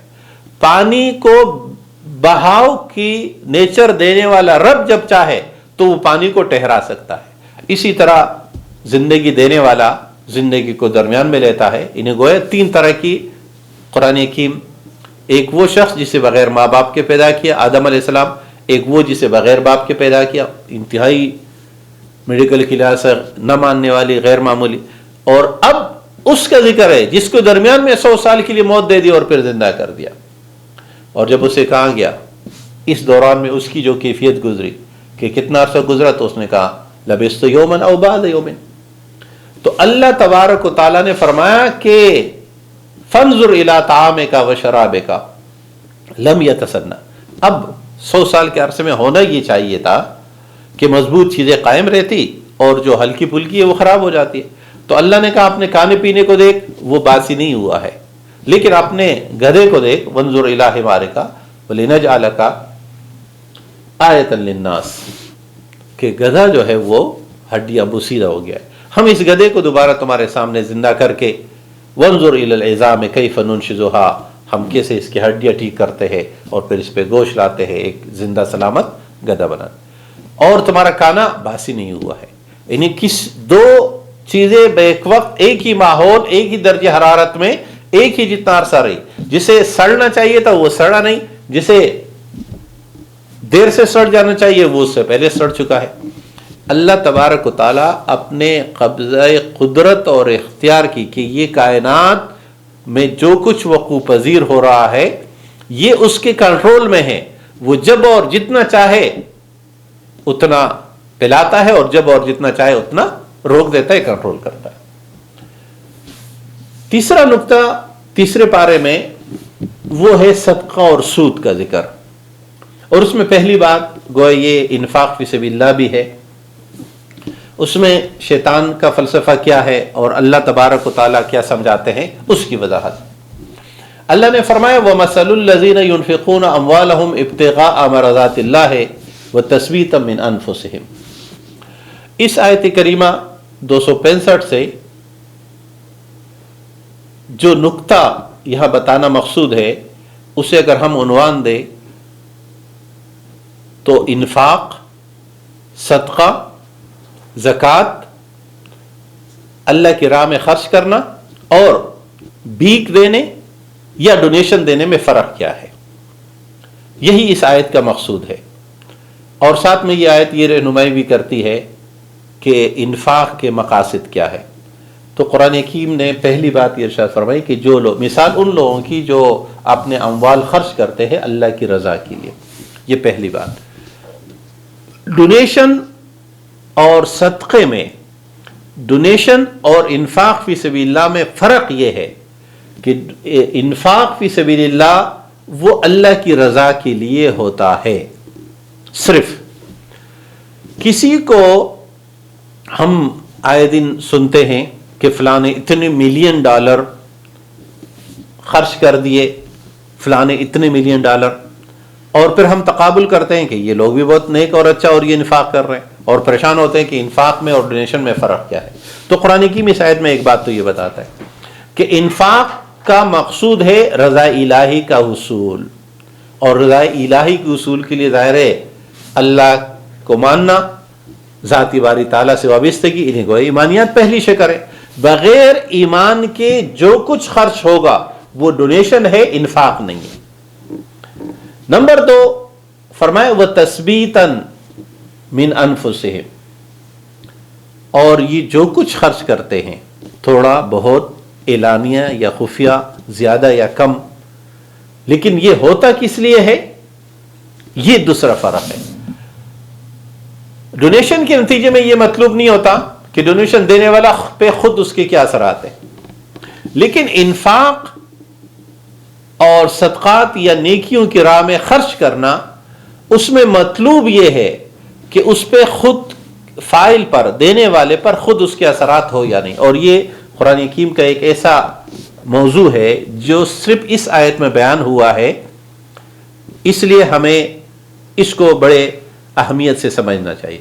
قرآن فرماتا ہے کہ وَتَثْبِيتًا مِنْ أَنفُسِهِمْ، خود کے ثابت قدمی، خود کے سنوارنے کے لیے، خود کی تربیت کے لیے، خود کی نیکیوں کی طرف آنے کے لیے انفاق ہوتا ہے. یعنی اسلام کا یہ مقصود نہیں ہے کہ میں یا تو اپنی سودی آمدنی، یا میں چوری کر کے، یا کوئی شخص ڈاکہ ڈال کر بہت سارا پیسہ، یا فراڈ کر کے، یا بینک میں یا فلاں جگہ کسی طریقے سے بہت سارا پیسہ جمع کر لے اور وہ پھر کسی اور کو دے دے اور یہ سمجھتا رہے کہ اس کا مجھے اجر ہے. بلکہ اسلام کا تصور انفاق یہ ہے کہ میں اپنے جائز آمدنی میں سے، محنت کی آمدنی میں سے کچھ اللہ کی راہ میں خرچ کروں، اور اس کے مداد پر جتنے ہیں سب مطلوب ہے، سب جہاں جہاں خرچ ہوگا اس سب کا اجر و ثواب ہوگا. تو خود کی تربیت ہونا، انہیں انفاق بھی جیسے نماز ہماری تربیت کے لیے ہے، جیسے روزے ہماری تربیت کے لیے ہے، جیسے حج ہماری تربیت کا، اسی طرح زکوٰۃ، صدقہ اور انفاق بھی ہماری تربیت کے لیے ہے. یعنی اگر ایک شخص اپنے سودی کاروبار سے باز نہیں آتا اور یہ سمجھتے ہیں کہ صرف سود کی نتیجے میں جو آمدنی ہو رہی ہے وہ اللہ کے نام پہ دے دو، تو وہ ڈونیشن تو ہو سکتا ہے، وہ انفاق نہیں ہے۔ دوسری بات جو بڑی اہم ہے یہاں وہ یہ ہے کہ مولانا عبد الماجد دریابادی رحمۃ اللہ علیہ نے فرمایا کہ متجانس اعمال اپنے ہم جنس عمل کو کھینچتے ہیں، یعنی آپ نیکیوں کی طرف چلتے ہیں تو ایک نیکی کے بعد آسان ہوتا ہے دوسری نیکی تیسری نیکی اختیار کرنا۔ جیسے ایک شخص نمازی ہے، اس کے لیے روزے رکھنا، باقی نیکیاں کرنا، جہاد کرنا، یہ سب کرنا آسان ہوتا ہے، یعنی یہ تربیت ہے، ایک کے بعد دوسرا قدم ہم اٹھاتے ہیں۔ لیکن اور یہی بات انفاق میں بھی ہے کہ انفاق کی نیکی کے بعد ہم دیگر نیکیوں کی طرف آتے ہیں۔ اگر انفاق کے نتیجے میں ہم دیگر نیکیوں کی طرف نہیں آتے تو گویا انفاق دراصل ہماری ڈونیشن کی شکل اختیار کرتا ہے کہ ہم دیتے جائیں۔ ایک بہت بڑا فرق یہ بھی ہے کہ انفاق کا مقصود ہے کسی خفیہ ایجنڈے کے بغیر دوسروں کی مدد کرنا۔ اگر ہمارا کوئی خفیہ ایجنڈا ہے، چاہے وہ خفیہ ایجنڈا شہرت کا ہو، چاہے وہ خفیہ ایجنڈا اپنے کاروبار کے پھیلاؤ کا ہو، یا وہ خفیہ ایجنڈا اپنے گڈ ول کے بنانے کا ہو، تو اس کا مطلب ہے یہ انفاق نہیں، یہ ڈونیشن ہے۔ یہ کچھ پہلو ہے جس کی ہم نے وضاحت کی کہ انفاق اور ڈونیشن میں فرق کیا ہے، مزید بھی کئی سارے پہلو ہو سکتے ہیں، لیکن فی الحال اتنا۔ اسی آیت کے بعد اللہ تبارک و تعالی نے ایک اور پہلو کو انفاق کے ساتھ جڑا ہوا پہلو کہ شیطان تمہیں الشیطان یعدکم الفقر ویأمرکم بالفحشاء، شیطان فقر و غربت سے ڈراتا ہے۔ ہمارے ہاں اشتہار آتا ہے روپیہ بچائیے کل کام آئے گا، یا ہمارے ہاں قول نقل ہوتا ہے کہ اگر آپ غریب پیدا ہوئے تو یہ کوئی گناہ نہیں، لیکن اگر آپ غریب رہتے ہیں تو یہ آپ کا جرم ہے، غلطی ہے۔ انہیں گویا پیسہ ہی پیمانہ اور نمونہ معیار ہوا۔ قرآن حکیم نے ایک عجیب سا انکشاف کیا شیطان کے بارے میں جو آج بہت زیادہ وضاحت سے ثابت ہو رہا ہے کہ ایک طرف تو شیطان تمہیں فقر سے ڈراتا ہے، دوسری طرف وہ فحاشی کو پھیلاتا ہے، اور ظاہر فحاشی پیسوں کے بغیر نہیں ہو سکتی، یعنی بہت ضروری ہے کہ کوئی بھی فحاشی کے لیے دولت خرچ کرنی پڑے۔ ہم اگر نشے کرتے ہیں، ہم اگر کوئی اور فحش گناہ کرتے ہیں تو پیسہ خرچ ہوتا ہے، اس لیے ویکنڈ پر خرچ ہونے یعنی ہمارے ہاں کاروباری لحاظ سے 2 دنوں کی چیزوں کو کمتر کوالٹی کا سمجھا جاتا ہے۔ پیر کے دن کو یعنی ویکنڈ کے بعد جو پہلا دن ہے اس دن مینوفیکچر ہونے والے چیزیں کم کوالٹی کی سمجھی جاتی ہے، اس لیے کہ لوگ 2 دن نشے میں گزار کر عیاشی میں گزار کر آ رہے ہوئے ہوتے ہیں۔ اور اسی طرح آخری دن ویکنڈ کا وہ بھی ہمارے ہاں کم کوالٹی کا اس لیے سمجھا جاتا ہے کہ لوگ اس تیاری میں ہوتے ہیں کہ ہفتے میں میرے اتنے گھنٹے ہو گئے، اتنے گھنٹوں کے اتنے پیسے ہو گئے، اور میں فلاں بار فلاں جزیرے اور فلاں علاقے میں جا کر اس کو خرچ کروں گا، یا ہم یہ جمع کرتے ہیں اور سالانہ جو ہے وہ کہیں جا کر یہ خرچ کریں گے۔ یعنی فقر کا ڈر ایک طرف ہے، جہاں نیکی اچھائی اور دوسروں کے بہتری کے لیے خرچ ہو ان کو تو ڈرایا جائے کہ نہیں روپیہ بچائیے کل کام آئے گا، لیکن دوسری طرف سامانی تعیش کی اس کی اتنی فراوانی کر دی جائے، فحاشی کی اتنی فراوانی کر دی جائے کہ وہاں اشتہارات اور مارکیٹنگ کے ذریعے سب لوگ اس طرف آئے۔ تو قرآن حکیم نے شیطانی حربے کو واضح کیا کہ یہ ایک حربہ ہے، اور انفاق سے کبھی بھی فقر نہیں آتا۔ یہ ممکن ہی نہیں ہے کہ ایک شخص زکوٰۃ دینے سے، صدقات دینے سے اس کا مال ختم ہو جائے۔ ہاں فحاشی کے نتیجے میں یا فضول خرچی کے نتیجے میں اس کا مال ختم ہو سکتا ہے۔ قرآن حکیم نے اس بات کو ذکر کرنے کے بعد فرمایا واللہ یعدکم مغفرۃ منہ وفضلا، اللہ تمہارے ساتھ وعدہ کرتا ہے مغفرت کا اور فضل کا، یعنی انفاق کے نتیجے میں مغفرت اور فضل اللہ کی طرف سے عنایت ہوگا، جبکہ شیطان تمہیں فقر سے ڈراتا ہے لیکن تمہاری فقر ختم نہیں کرتا، بلکہ وہ تمہیں فحاشی کی راہ پہ لگاتا ہے۔ اور اسی بنیاد پر یہ مشہور جملہ ہم کہتے ہیں کہ یہ جو سرمایہ دارانہ نظام ہے، چاہے اس کی شکل کیپٹلزم کی ہو یا اس کی شکل سوشلزم کی ہو یا اس کی شکل نیشنلزم کی ہو، یہ دراصل غریب کو فقیر کو مزید فقیر کرنے اور مالدار کے پاس مزید سرمایہ فراہم کرنے کا ذریعہ ہے۔ قرآن حکیم اس کے بعد ارشاد فرماتا ہے سود کے بارے میں کہ جو لوگ سود لیتے ہیں وہ یوں رہتے ہیں جیسے شیطان نے ان پہ کوئی اثرات ڈالے ہو، اور اس لیے ہمارے ہاں مشہور جملہ ہے کہ سود خور کو اپنے اصل زر کی اتنی فکر نہیں ہوتی جتنی کہ اس کی بنیاد پر ہونے والی آمدنی کی فکر ہوتی ہے۔ ہمارا بینک اسے سب سے زیادہ کاوش یہ ہوتی ہے کہ آپ ہمارے ساتھ شریک ہو، مزید قرض لے، تاکہ ہمارا کاروبار اس کے نتیجے میں سود کا پھولتا رہے، بڑھتا رہے۔ قرآن حکیم نے یہاں سودی نظام کی حمایت کرنے والے اور سودی نظام کے علمبرداروں کی ایک دلیل ذکر کی، اور عجیب سی بات یہ ہے کہ قرآن حکیم نے جب سود کی حرمت اور سود کے حرام ہونے کی بات کی تو یہ صرف قرآن نہیں کہتا، اس سے پہلے کہ تمام کتب سماویہ یہی حکم دیتے رہے ہیں۔ اس لیے آج بھی تورات کا یہ حکم پہ یہودی عمل پیرا ہے۔ ڈنڈی وہ یہ مارتے ہیں کہ نہیں، یہودی سے سود نہیں لے گا، باقی سب سے لے سکتے، اس لیے کہ باقی انسان تو ہمارے لیے ہے۔ لیکن قرآن حکیم سود کو کتب سابقہ کی طرح حرام ٹھہراتا ہے، اس لیے اس بنیاد پر ہونے والے تمام کاروبار، اس بنیاد پر ہونے والی ترقی کو اسلام سرے سے ترقی ہی تسلیم نہیں کرتا، اور یہ حقیقت ہے کہ اس بنیاد پر ہونے والی ترقی کے نتیجے میں انسانیت کو فائدہ میسر نہیں آ رہا ہے۔ تو قرآن حکیم دلیل ذکر کرتا ہے کہ یہ لوگ کہتے ہیں انما البیع مثل الربا، کہ بھائی سود بھی کاروبار کی طرح ہے، اس لیے کہ کاروبار کے نتیجے میں بھی 2 پیسے کا فائدہ ہوتا ہے اور سود کے نتیجے میں بھی فائدہ ہوتا ہے، اور اس کے بعد تو اس بنیاد پر ہزاروں دلائل سود کے لمبرداروں نے بنائے۔ اس لیے قرآن حکیم اس کے جواب دیتے ہوئے پہلا اصول یہ بتاتا ہے کہ وَأَحَلَّ اللَّهُ الْبَيْعَ وَحَرَّمَ الرِّبَا، کہ بھائی یہ جو تم دو نے 4 کے فارمولے بنا رہے ہو یہ اصول ہی نہیں ہے۔ پہلی بات یہ ہے کہ اللہ کا حکم اور فیصلہ یہ ہے کہ اللہ نے بیع کو حلال کیا اور سود کو حرام کیا، تو پہلی علت ہی یہی ہے۔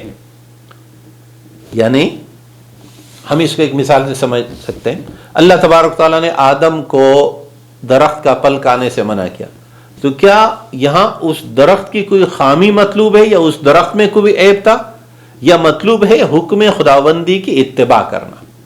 حکم ہوا ہے بس اس پہ عمل پیرا۔ یہ اللہ یہ قرآن حکیم جن چیزوں کو حرام ٹھہراتا ہے، سنت جن چیزوں کو حرام ٹھہراتی ہے، تو کیا ان چیزوں میں کوئی عیوب ہوں گے یا کوئی نقصان ہوگا تو تب، یا اس کو حرام ٹھہرانے کی وجہ یہ ہے کہ حکم ربی، یعنی دین نام ہے کسی کی ڈکٹیشن کی اطاعت کرنا، فرما برداری کرنا، یہی ایمان کا نام ہے۔ ایمان نام ہے کسی بات کو تسلیم کرنے کا۔ ہم عام طور پہ توحید کی تعریف کرتے ہیں، اللہ کو ایک ماننا توحید ہے، میں کہتا ہوں توحید ایک اللہ کی ماننے کا نام ہے، اسی کے علاوہ کسی کی نہیں ماننا، یہ توحید ہے۔ تو قرآن حکیم دلیل یہ دیتا ہے کہ سود میں اور کاروبار میں فائدہ ہوتا ہے، اور اس فائدے کی بنیاد پر یہ دلیل بنانا کہ دونوں کا نتیجہ ایک نکلتا ہے، اگرچہ یہ بات بنیادی لحاظ سے غلط ہے۔ سود اس بات کی علامت اور نام ہے، جیسے ہم ماضی قریب کی مثال دے کر، ہمارا ہر بینک اس بات کی گارنٹی دیتا ہے کہ آپ کا اصل زر محفوظ رہے گا، اور یہ جو ہمارے جو بینک کہتے ہیں نا کہ فائدہ اور نقصان ہو سکتا ہے، تو یہ فائدہ اور نقصان کی بات وہ آمدنی میں کمی بیشی کی بات کرتے ہیں۔ کوئی بھی بینک اگر یہ کہہ دے کہ آپ کا اصل زر بھی ختم ہو سکتا ہے تو کوئی شخص بینک میں پیسہ نہیں رکھے گا۔ انہیں بینک نام ہی اس کا ہے کہ وہ آپ کے اصل زر کو تحفظ رکھ کر مارک اپ کی شرح جو تمام بینکوں کے لیے اسٹیٹ بینک آف پاکستان طے کرتا ہے کہ فلاں بینک، یہ جو ہم آئے دن خبریں پڑھتے ہیں کہ اسٹیٹ بینک نے شرح سود میں کمی کر دی یا شرح سود میں اضافہ کر دیا، یہ تمام بینکوں کے لیے ہوتا ہے۔ اور اس کا مطلب کیا ہے کہ جو شرح سود ہے اس میں کمی بیشی کو لوگ جو ہے نفع اور نقصان کا نام دیتے ہیں، اس بات کی تو گارنٹی ہر بینک دیتا ہے، اور ہر بینک اسٹیٹ بینک میں ڈپازٹ اس بنیاد پر رکھتا ہے کہ اگر یہ اصل زر یہ نہیں دے گا تو اسٹیٹ بینک اس ڈپازٹ سے یہ ادا کرنے کا پابند ہوگا، اور یہی پوری دنیا کا ایک امبریلا بن کر بین الاقوامی ایک نظام بنتا ہے۔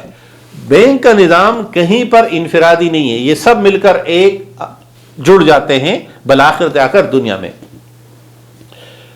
تو سود اور کاروبار میں فرق یہ ہے سب سے بنیادی کہ یہ ممکن ہے کہ کاروبار میں اصل زر بھی ختم ہو جائے، کم ہو جائے، لیکن سود ہمیشہ اصل زر پورا رہتا ہے، جو اس کی آمدنی ہے، جو اس کا منافع ہے، جو مارک اپ کی شرح ہے، اس میں کمی بیشی ہوتی ہے۔ یقیناً سود اور سود کا فلسفہ، سود کا یہ پورا نظام یہ جڑا ہوا ہے موجودہ نظام معاشیات سے، اور یہ پورا نظام معاشیات جن بنیادوں پر اس وقت نظام زر جس بنیادوں پر قائم ہے، وہ جن کے اختیار میں ہیں، وہ پوری تفصیلات کے ساتھ بیان ہونا ممکن نہیں ہے۔ ہاں اس موقع پر اگر ہمیں بنیادی تعلیمات، بنیادی معلومات حاصل کرنے ہیں اسلامی اصولوں کے سود کے بارے میں، تو مولانا مودودی رحمۃ اللہ علیہ کی کتاب مسئلہ سود اس موقع پر مطالعہ ہمارے لیے بہت مفید ہوگا۔ قرآن حکیم نے ایک اصول یہ دیا کہ اگر تم سود سے باز آنا چاہتے ہو تو جو تم نے لیا ہے وَذَرُوا مَا بَقِيَ مِنَ الرِّبَا، کہ اب جتنا ہے وہ چھوڑ دو، اور تمہارا جو اصل ہے، جو کچھ تمہارا ہے وہ لے لو، باقی جو اور اس موقع پر رسول اللہ صلی اللہ علیہ وسلم نے اپنے خاندان، ظاہر عرب جو ہے وہ سودی نظام میں شریک تھے، رسول اللہ صلی اللہ علیہ وسلم نے سب سے کہا جتنا اصل زر تم واپس لے چکے ہو بقیہ چھوڑ دو، تمہارے لیے لینا جائز نہیں ہے۔ لیکن اس آیت کے آخری حصہ اس موضوع کا وہ سورہ بقرہ اور تیسرے پارے کی یہ آیت 279 ہے، جو بہت خوفناک، ڈرانے والی اور مشکل آیت ہے، جس میں اللہ تبارک نے فرمایا فَإِن لَمْ تَفْعَلُوا فَأَذَنُوا بِحَرْبٍ مِّنَ اللَّهِ وَرَسُولِهِ إِن تُبْتُمْ فَلَكُمْ رُءُوسُ أَمْوَالِكُمْ لَا تَظْلِمُونَ وَلَا تُظْلَمُونَ۔ اگر تم سود سے باز نہیں آئے تو جیسے ہم کہتے ہیں، قرآن حکیم یہ بھی کہتے ہیں اگر تم زنا کرو گے تو اس کی یہ سزا ہوگی، اگر تم چوری کرو گے اس کی یہ سزا ہوگی، اگر تم ڈاکے سے باز نہیں آئے تو یہ سزا ہوگی۔ قرآن حکیم مختلف سزاؤں کا ذکر کرتا ہے، لیکن یہاں پر قرآن حکیم جس سزا کا ذکر کرتا ہے یہ بہت ڈرانے والی ہے۔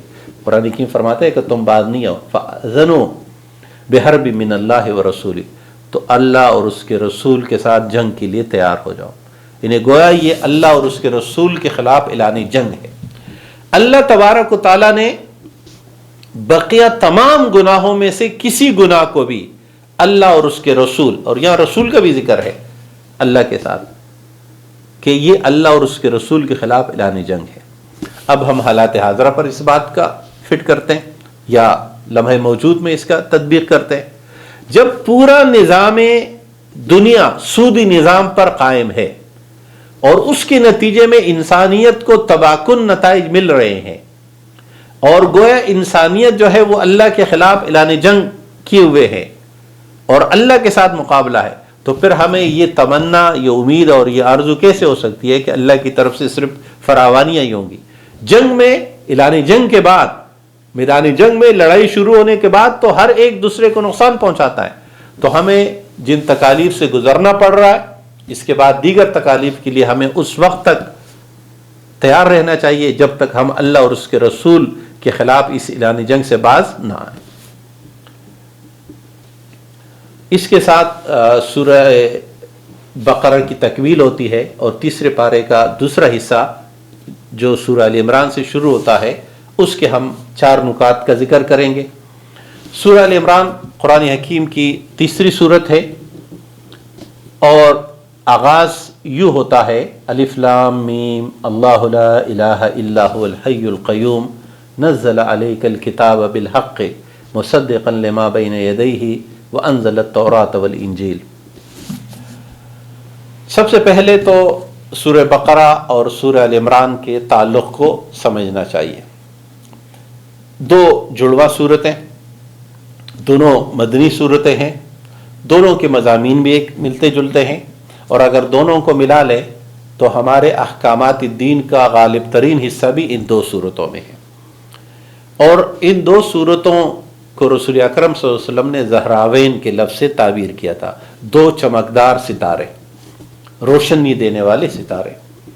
ہمارے وہ مفسرین جن کو پوری تفسیر لکھنے کا، قرآن حکیم کی پوری تفسیر لکھنے کا موقع نہیں مل سکا، تو بھی انہوں نے ان دو صورتوں کی تفسیر لکھی ہے، جیسے شاہ ولی اللہ رحمۃ اللہ علیہ۔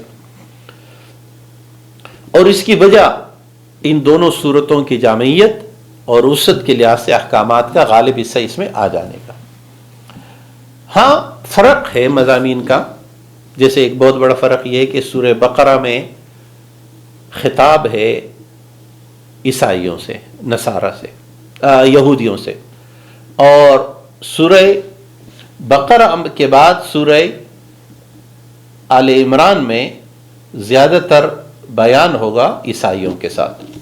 اور ہم جانتے ہیں سورہ بقرہ میں بنی اسرائیل کے ایک ایک کرتوت کا قرآن حکیم نے تفصیل سے ذکر کیا۔ تم نے سبت کے ساتھ کیا کیا، تم نے گائے کے موقع پر کیا کیا، تم نے جاتے ہوئے بچڑے کو اپنا معبود بنانا، اور یہ تمام جرائم ذکر کر کے یہودیت کا قرآن حکیم نے ذکر کیا۔ جبکہ سورہ آل عمران میں قرآن حکیم کا روئے سخن وہ نصارہ ان عیسائیوں کی طرف رہے گا۔ اور چونکہ اس دوران عیسائیوں کا ایک وفد نجران سے رسول اکرم صلی اللہ علیہ وسلم کے پاس آیا تھا مدینے میں، اور وہ یہاں رہا، انہوں نے سوالات کیے اور وہ سب کچھ دیکھا جس ماحول کو رسول اللہ علیہ وسلم نے بنایا تھا انہیں مدینے کے معاشرے میں کو عملاً دیکھا، اور یہ جو سوال جواب ہوئے اس پہ قرآن حکیم کی جو رہنمائی ہے وہ سورہ آل عمران کا حصہ ہے۔ ہم ایک مرتبہ پھر اس کا ذکر کر لیں کہ یہ مدنی صورت ہے، اور مدنی صورتوں میں اہل کتاب یعنی یہود و نصارہ یہ مستقل سٹیک ہولڈر ہے، مستقل ان کا بیان ہوگا۔ ساتھ میں ان کو دعوت دین دینا مقصود ہے کہ تم چونکہ حاملین وحی رہے ہو، تمہارے پاس اللہ، تم توحید کے علمبردار رہے ہو، تو آؤ جس طرح ابراہیم اور موسیٰ کو تم نے تسلیم کیا، اسی طرح آخری نبی یا عیسیٰ علیہ السلام کو تسلیم کیا، تو اب آخری نبی محمد صلی اللہ علیہ وسلم کو بھی تسلیم کر لو۔ اور یہی وہ مقصود ہے کہ قرآن حکیم آغاز ہی میں ان دو صورتوں کو رکھتا ہے۔ میرے اور آپ کے لیے اس میں ایک اور سبق یہ ہے کہ ہم جب قرآن حکیم کا سورہ بقرہ اور سورہ عمران پڑھتے ہیں، اور وہ دونوں اتنی گہرائی سے عیسائیت اور یہودیت کی تاریخ، ان کی شخصیات، ان کے مزاج، ان کے رویے، قومی مزاج کو بیان کرتا ہے، یہ اس بات کی علامت ہے کہ دائی، دین کی دعوت کا کام کرنے والا، قرآن و سنت کا علمبردار، وہ اپنے آپ کو اس بات کے قابل بنائے گا، اس صلاحیت کو حاصل کرے گا کہ وہ ان دونوں مذاہب کے بارے میں تفصیلات جان سکے۔ ورنہ تو پھر تو یہ صرف کہانیاں ہیں جو ہم بیان کرتے ہیں۔ تو جب سے امت مسلمہ نے قرآن حکیم کے مستقل حریف، مستقل مقابل کو اپنا مقابل امت نے چھوڑ دیا، اور ہم نے دعوتی دین کا سلسلہ عیسائیوں اور یہودیوں کی طرف نہیں، بلکہ ہم میں سے سب لوگوں نے اپنے ارد گرد ہی دین کی دعوت، دین کے پیغام کو پہنچانے کا کام شروع کر دیا، اور اپنے آپ کو مسلمانوں تک محدود کر دیا، تو غیر مسلموں تک دین پہنچانے کی ذمہ داری ہم ادا نہیں کر پا سکے۔ تو یہ دو صورتیں آل عمران اور بقرہ اس بات کی سبق تعلیم دیتی ہے کہ ہم ان دو صورتوں کو پوری طرح سمجھ کے، یہودیت اور عیسائیت کو پوری طرح سمجھ کے، ان کے دلائل، ان کے سوالات کو سامنا کر سکے۔ اور آج کی جنگ ہی یہ ہے کہ ہم دنیا کو نبوت محمدی صلی اللہ علیہ وسلم کے لیے قائل کر سکے، نبوت محمدی صلی اللہ علیہ وسلم کے دلائل دے سکے۔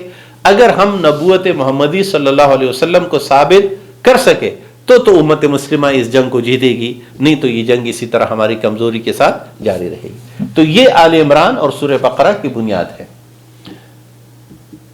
اب سورہ آل عمران تیسرے پارے کا جو پہلا حصہ ہے، اس میں پہلی بات جو اہم ہے وہ ہے آیت نمبر 7، جس میں اللہ تبارک فرمایا هو الذی انزل علیک الکتاب منہ آیات محکمات ہن ام الکتاب واخر متشابہات، کہ اللہ تبارک و تعالیٰ نے جو کتاب نازل کی ہے اس کے دو حصے ہیں۔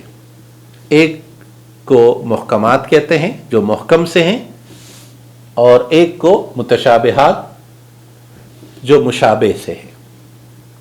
اور یہ دو حصوں میں سے جو محکمات ہے انہیں واضح، دو ٹوک، متعین، کسی دوسرے امکان کے بغیر.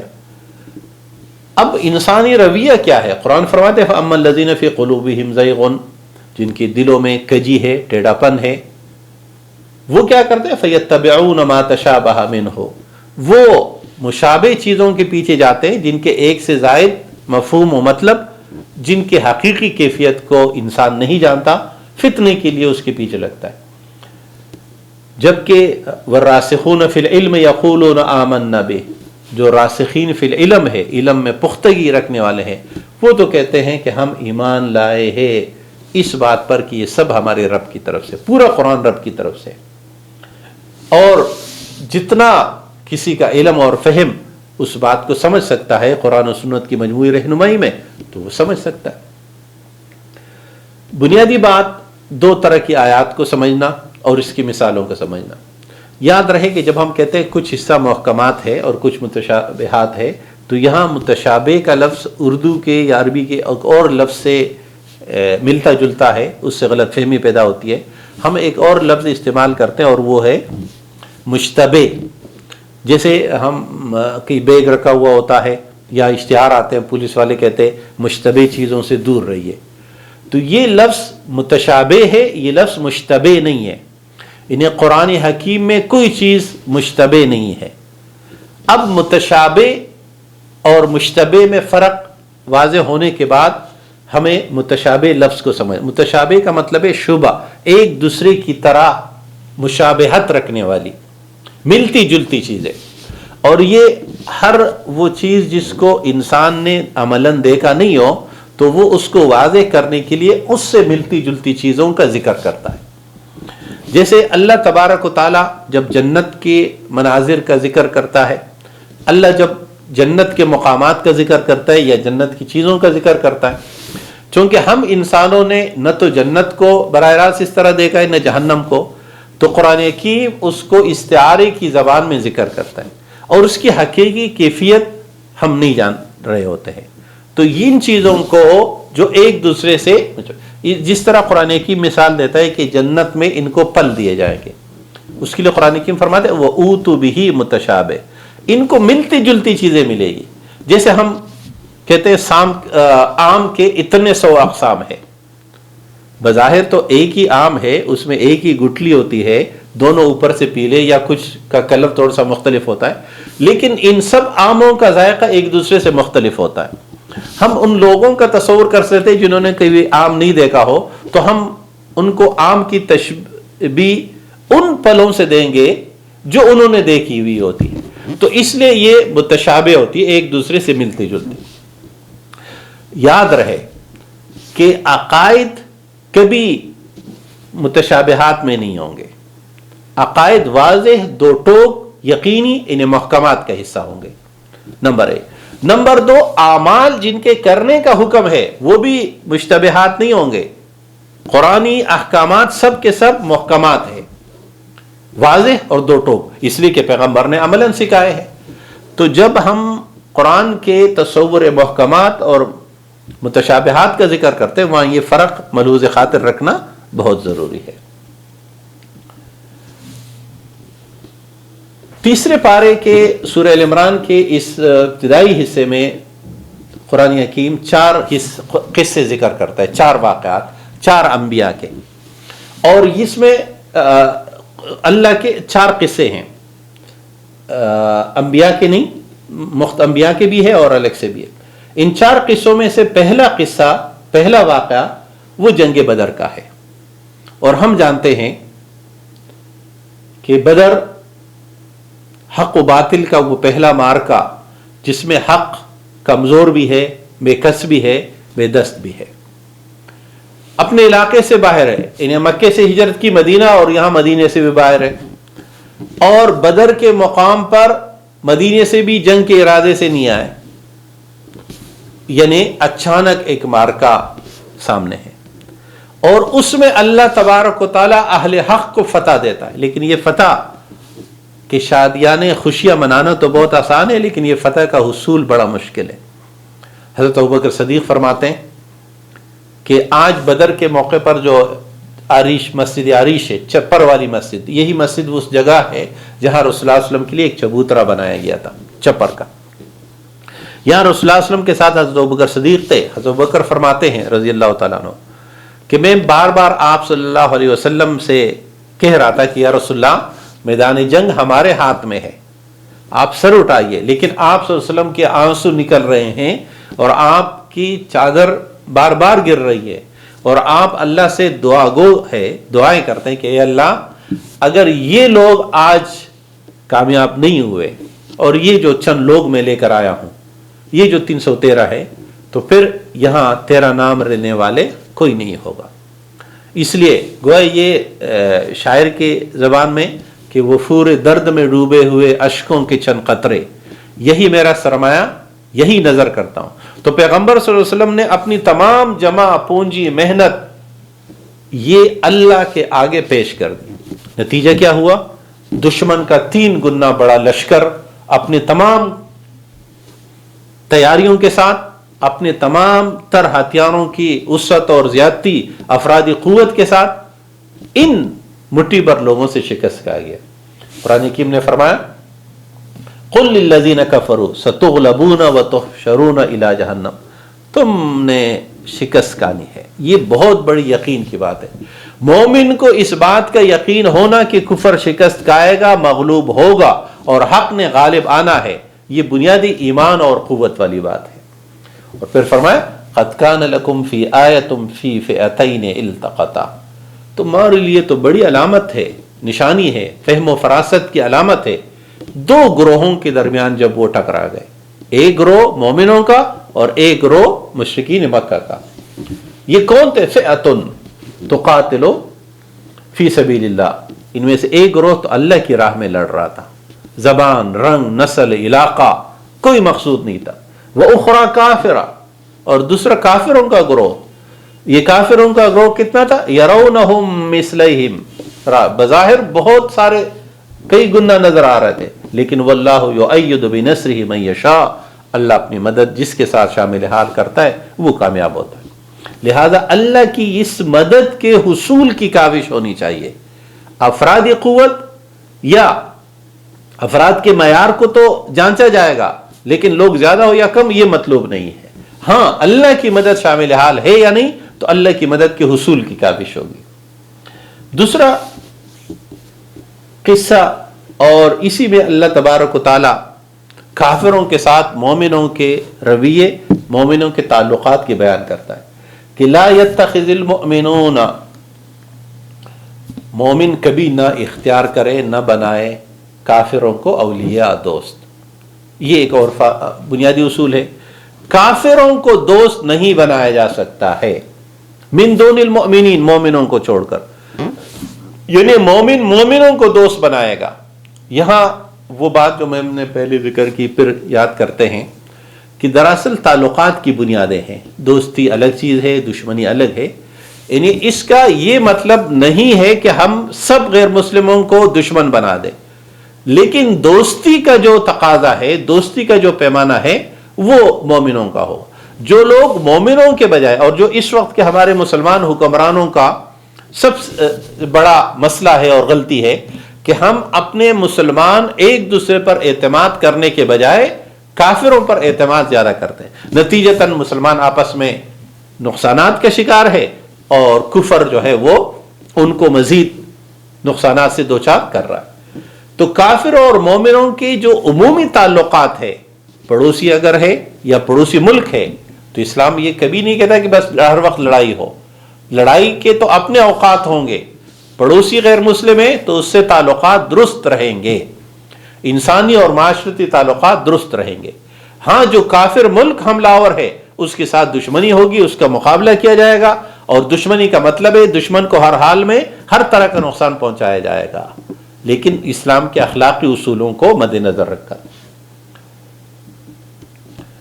اسی موقع پر قرآن حکیم ایک اور آیت نمبر 31 اور 32 میں رہنمائی فرماتا ہے کہ قل ان کنتم تحبون اللہ فاتبعونی یحببکم اللہ ویغفر لکم ذنوبکم، اگر تم مجھ سے محبت چاہتے ہو، اللہ سے محبت چاہتے ہو، تو میری اتباع کرو، اللہ تمہیں اپنا محبوب بنا لے گا اور تمہارے گناہ بخش دے گا۔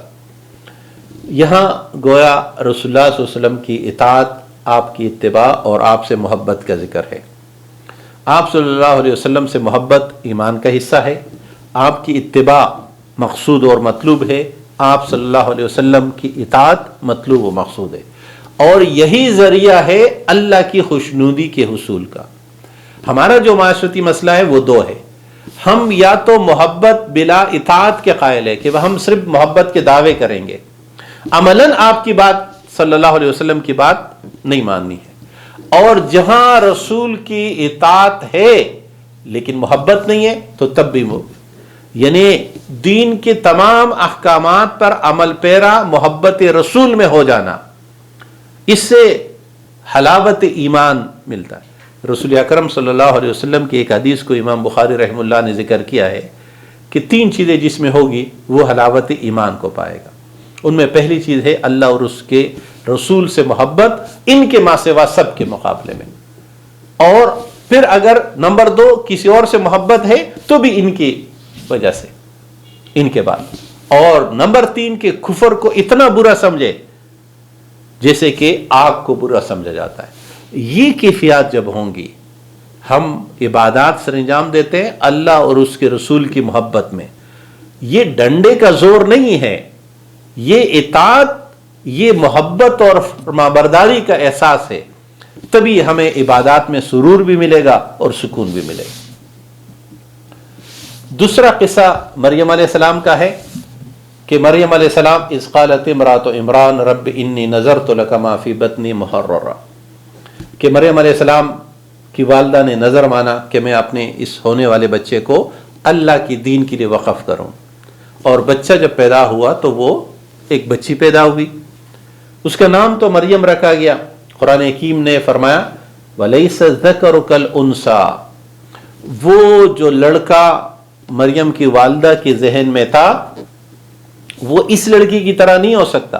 یہاں لڑکا بھی متعین ہے ان کے ذہن والا، انہیں عام اصول نہیں ہے، بلکہ مریم کی والدہ کے ذہن میں جو لڑکا تھا اس کے ذہن میں کہ یہ دین کا کام کرے گا، اللہ نے بچی دے دی اور فرمایا اس بچی سے جو میں نے کام لینا ہے یہ اس لڑکے سے نہیں لیا جا سکتا تھا۔ اس کا مطلب یہ کہ ہم کبھی اچھائیوں کے لیے اللہ سے دعائیں کرتے ہیں اور بتاتے ہیں کہ یہ ایسا ہو ایسا ہو، حالانکہ یہ اچھائیاں اللہ ہمیں عطا کرتا ہے جو ہمارے لیے مفید ہو، تو دعائیں جس انداز میں قبول ہوتی ہے وہ مفید ہے۔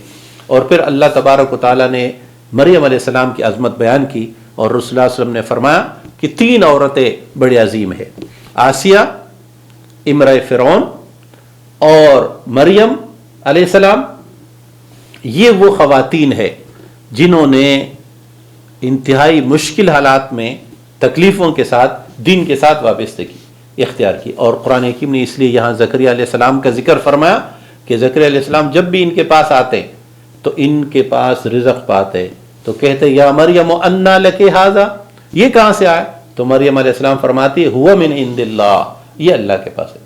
اب جب اللہ کی اتنی فراوانی زکریا علیہ السلام نے دیکھی تو زکریا علیہ السلام نے دعا بھی کی، اور اللہ تبارک و تعالیٰ نے مریم علیہ السلام کو بیٹا بغیر باپ کے عیسیٰ علیہ السلام عطا کیا، اور اس عیسیٰ علیہ السلام کی یہ پیدائش کے لیے قرآن حکیم نے فرمایا یا عیسیٰ انی متوفیک ورافعک الی، عیسیٰ علیہ السلام کی پیدائش جس غیر معمولی حالات میں ہوئی، اسی طرح عیسیٰ علیہ السلام کی اس دنیا سے رفع ہو جانا بھی غیر معمولی ہے، جس طرح پیدائش غیر معمولی تھی اس طرح وفات۔ اور قرآن حکیم یہاں مثال دیتا ہے کہ جو لوگ یہ کہتے ہیں کہ عیسیٰ بغیر باپ کے کیسے پیدا ہوا، تو کہہ دیجئے ان مثل عیسیٰ عند اللہ کمثل آدم، اللہ کے ہاں عیسیٰ کی مثال تو آدم کی طرح ہے، وہ تو بغیر ماں باپ کے پیدا ہوا تھا، اور عیسیٰ علیہ السلام صرف باپ کے بغیر پیدا ہوئے۔ اللہ نے آدم کو مٹی سے پیدا کیا، یہاں تو پھر بھی اللہ تبارک و تعالیٰ نے مریم کو ذریعہ بنایا، اور مریم علیہ السلام اور ان کے بیٹے کا کردار یہ قرآن حکیم کے ایک مستقل موضوع ہے، رہنمائی کے لیے ہم اس کو پھر ذکر کرتے رہیں گے۔ وآخر دعوانا ان الحمد للہ رب العالمین۔